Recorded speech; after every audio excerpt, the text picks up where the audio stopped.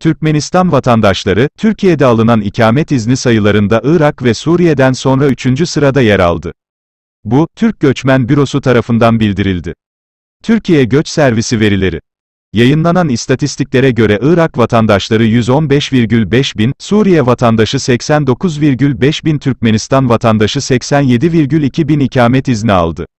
Aynı zamanda Irak ve Suriye askeri çatışma bölgeleridir ve yetkililere göre Türkmenistan'da güç ve mutluluk çağı hüküm sürer.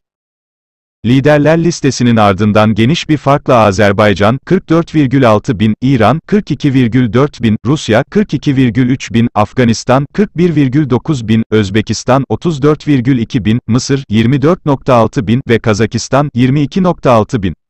329 bin kişi de muhtelif bölümünde yer alıyor. Türkiye'de verilen öğrenci vizesi sayısında Türkmenistan vatandaşları ilk sırada 12.161 kişi.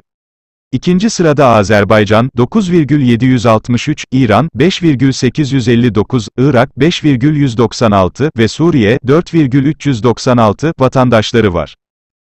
Toplamda 2020 yılında 23 Aralık itibariyle Türkiye'de ikamet izni 875,9 bin kişiye verildi. Bu rakam 2019'dan 1,1 milyon, biraz daha az, ancak 2018'den 856,5 bin, 2017'den 593,1 bin ve 2016'dan 461,2 bin fazla. Türkiye, Türkmenistan'ın vizesiz rejimine sahip olduğu tek ülke ve aynı zamanda Covid-19 salgını öncesinde direkt uçuşlar vardı. Bu nedenle Türkiye, Türkmenistan vatandaşları için en popüler işçi göçü alanıydı. İstanbul'un Aksaray ilçesinde Türkmenler. Fotoğraf arşivi Türkmen, News bildiğiniz gibi Türkiye'de yaşayan Türkmen vatandaşı sınırlar kapatıldığı için ülkelerine uçamamaktadır. Uçuşlar ne zaman başlayacak, uçak bilet fiyatları ne kadar, Türkmenistan sınırları ne zaman açılacak, uçuşlar ne zaman başlıyor gibi soruları bize sormaktadırlar. Türkmenleri Suriyeli ve Iraklılardan ayıran en büyük faktör benim can kardeşlerim olmasıdır. Türkmenistanlılar Iraklı ve Suriyeliler gibi kalıcı değillerdir, onların zaten güzel bir vatanı var. Ülkenin yetkilileri, vatandaşların yurt dışında çalışmaya gitmesine resmi olarak karşı çıkmıyorlar, ancak pratikte göçü sert bir şekilde kınıyorlar. Biletli kişilerin genellikle açıklama yapılmadan uçağa binmesine izin verilmezdi ve eğer bir göçmen pasaportunu yenilemek için geri dönerse, resmi olmayan seyahat kısıtlamalarına dahil edilmesi neredeyse garanti edildi.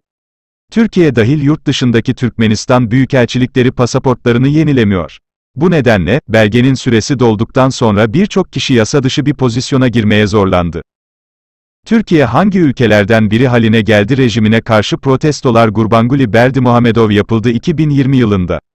Türkmen yetkililer, ülkede kalan protestocuların yakınlarına baskı yaparak yanıt veriyor.